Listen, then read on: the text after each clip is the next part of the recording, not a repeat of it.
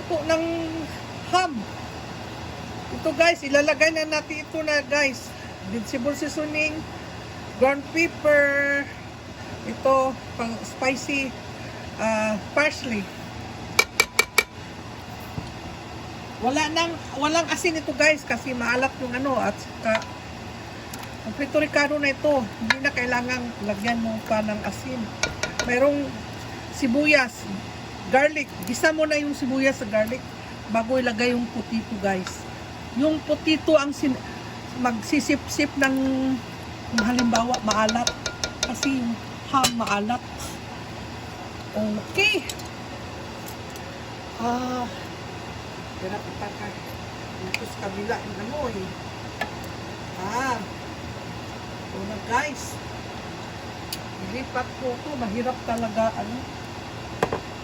Kasi mabigat. Ilipat ko ito. Ano na gamit?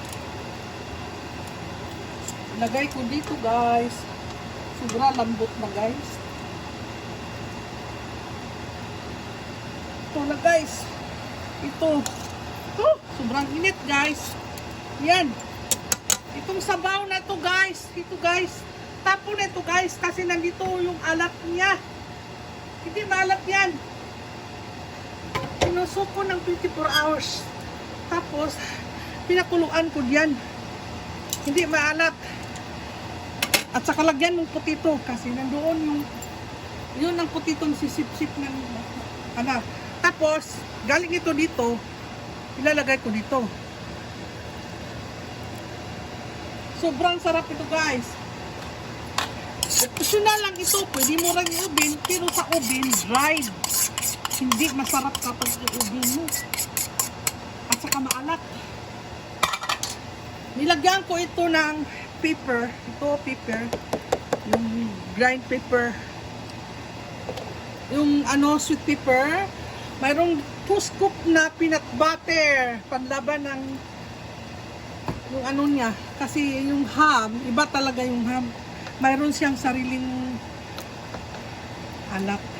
So ito na guys, luto na ito guys. Luto na yung ang ano ito. Part ko ito. Kung halimbawa, gusto mo lagyan ng kaunting tubig kasi na ano yan eh. Nagiging sticky. Part ko ito guys. Yung part 1, yung binoboiled ko sa tubig na nilagyan ko ng turmeric at saka ground pepper. Sobrang sarap ito guys. Tapos slice mo, luto na yan guys. Luto na guys. Ito luto na. Wala nang mga kasi kung i-oven mo, matagalan ka. Mahal ang gas. Ito lang guys. Ganun lang. Simpleng luto lang guys. Yan. Ganun mo lang.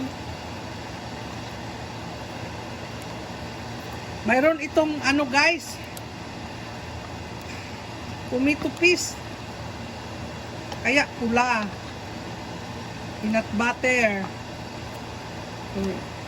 yung turmeric, yung kanina, yung part 1. So sobrang sarap ito guys. Hindi na kailangang i-oven mo pa. Anong lasa yung i-oven mo yan?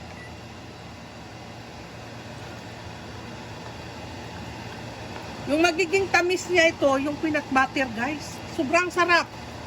Pati yung nilagay kong potito, ito, masarap yung potito. Yung sumasip-sip ng alat niya. Hindi ito maalat guys. Hindi ito maalat. Dahil nakababad ng 24 hours. Bago ko pinakuluan ng tubig na may turmeric at saka ground pepper. Subukan nyo maglutong ganito. Ang i-oven ko guys, hindi aalis yung alat. Hindi aalis yung alat. So nandito lahat. Okay, hanggang dito lang guys.